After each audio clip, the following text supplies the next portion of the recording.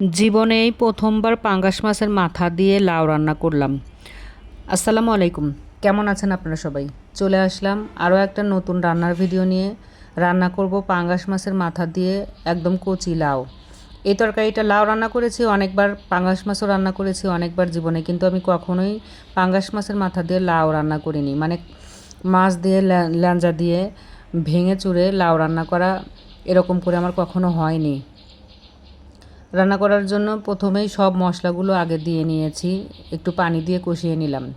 মশলার মধ্যে ছিল কাঁচামরিচ ফালি করে রাখা, পেঁয়াজ রসুনের কুচি, হলুদ মরিচ ধনিয়ার গুঁড়া, লবণ, সব কিছু দিয়ে মাথাটা আগে ভালোভাবে একটু কষিয়ে নিচ্ছি।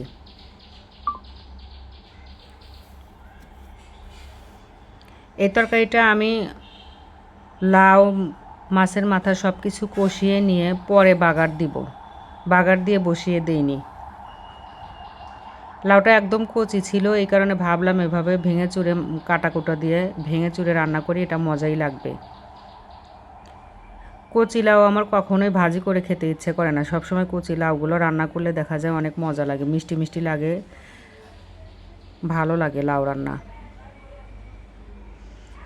মাছের মাথা আমি একদম ভেঙে দেব না, এটা ইচ্ছে করলে মানে ভেঙে দেওয়া যেত, কিন্তু বাচ্চারা কাটা বেশি ছড়িয়ে গেলে তরকারির মধ্যে খেতে চাইবে না, এই কারণে মাছের মাথাগুলো আস্তে আস্তে এভাবে থাক, নাড়াচাড়া করতে করতে যতটুকু ভাঙে এই আর কি।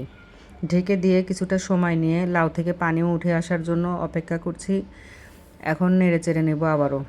খুব ভালোভাবে লাউটা এভাবে কষিয়ে নিতে হবে।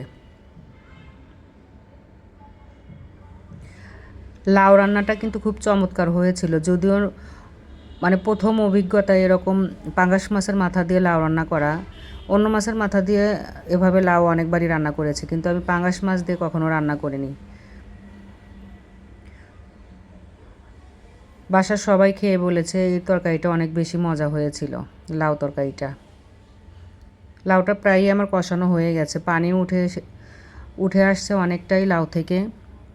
এখন সামান্য একটু ঝোলের পানি দিলেই হবে। লাউ সবজিটাই তো পানিওয়ালা সবজি, মানে পানি ওঠে অনেকটা। আর আমি অনেক বেশি ঝোল রাখবো না, একদম গা মাখা একটু ঝোল থাকবে এই লাউ রান্নায়। এখন আবারও ঢেকে দিয়ে কিছুক্ষণ রান্না করব।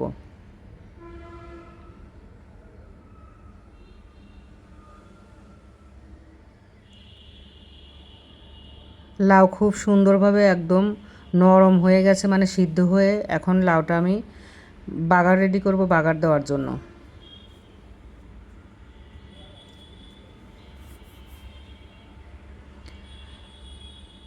আজকে যেভাবে আমি লাউ তরকারি রান্না করলাম, এভাবে তরকারি রান্না করতো আমার দাদি।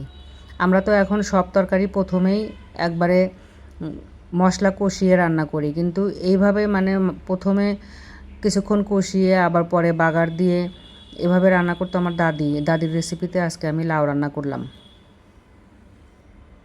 বাগার দেওয়ার জন্য জিরা শুকনো মরিচ ফোড়ন দিয়ে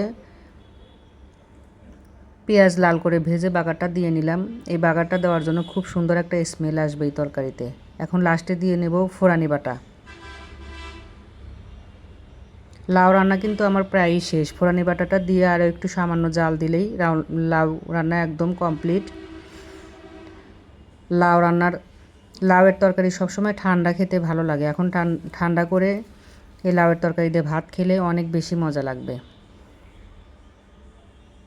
হয়ে গেছে আমার মজাদার মাছের মাথা দিয়ে লাউ রান্না।